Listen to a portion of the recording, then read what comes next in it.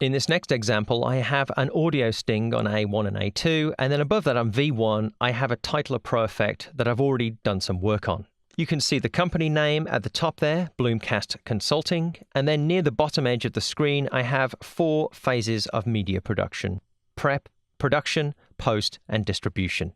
Let's enter effects mode and open up the Title of Pro interface. Here in the timeline area, you'll see that we have our text objects for the words prep, production, post, and distribution. We also have another text object for the word consulting.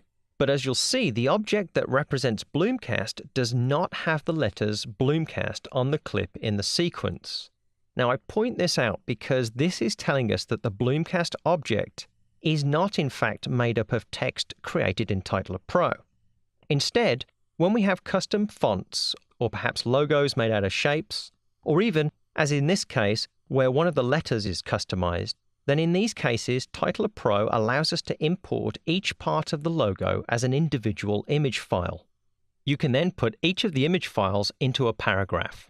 Once you have your logo elements in a paragraph, then it's easy to treat the object like any other paragraph in Title of Pro and apply the full range of effects and transitions available. For example, if I go to Transitions here, and I choose the Starter Pack, and I go to 3D Wiggle, maybe I'll choose this one here, Metal Wash. So, even though I imported each of the letters of Bloomcast independently, I'm able to affect all of them at the same time by having them in their own paragraph. Now, I will trim the head of the consulting paragraph. There we go, and apply a simple fade in. So back to the library, to transitions, to animations, and then let's just choose fade in there. Okay, I like that. Now what I'd like to do is add some extra dimension to what I'm creating. So I'll use the same technique as with the Bloomcast letters. I'll start by importing 4 images representing each phase of production. I'm going to go to File and to Import Image, and then I'm going to import them in reverse order so that the image I want to use first is on top and visible once I'm done. So I started with image 4, next image 3, then image 2, and finally image 1. As it stands, each of these objects is now independent. You can see each one has its own layer in the timeline area. Now that's not what I want. So what I'm going to do is create a new paragraph, and I'm going to select the topmost image, and I'm going to use Command X to cut it. And now I'm going to re-highlight the paragraph and Command V to paste. The first image is now in the paragraph. Let's just move the paragraph slightly up out of the way. Select the second image. Let's cut it. And select the paragraph and paste. The third image, select, cut.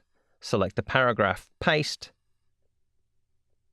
And then the final image, cut. Select the paragraph, and paste.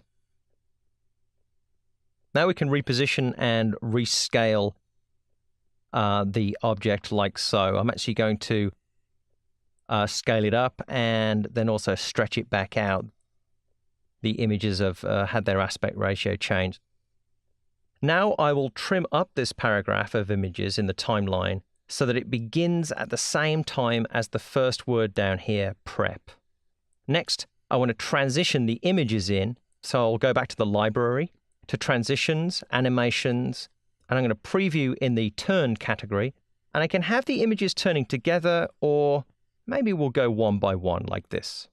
And I want to trim the transition so that it occurs during the type-ons for prep, production, post, and distribution. Finally, I want to add a white outline with some thickness to each of the 4 images. By doing this, I can create a bounding box around the images. Now, not all of them need it, but there are a couple here that are cropped, and so it's going to look a lot better, as you can see now, with those white bounding boxes around there, with just a little bit of thickness on each, as you can see. So once I'm done, exit back to Media Composer, choose the effect, render, and now we can play back in context.